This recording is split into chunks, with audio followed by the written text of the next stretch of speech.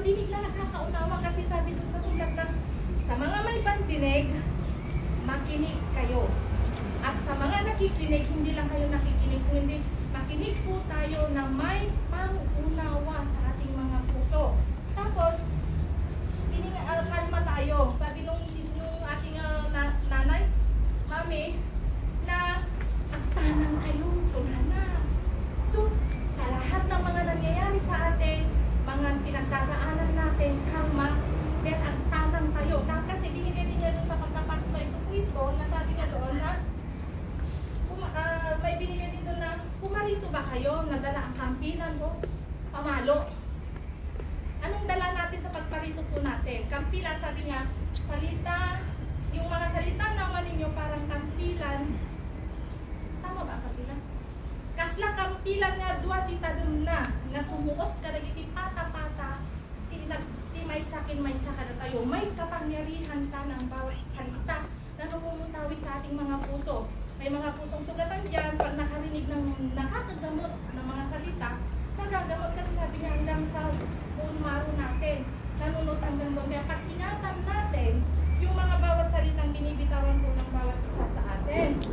At ang sabi pa niya doon na, yung sakripisyo, na isama sa kanya yung dalawang tulisan din, na nung binato siya sa cross, na sabi niya, siya di palabras, bayaan nyo ita, nabida ako na hindi ang aramilinda. At ang kanyang kasuotan, kanilang pinagsisin na palaran, pinagkikinasatan sa ating mga kapatid.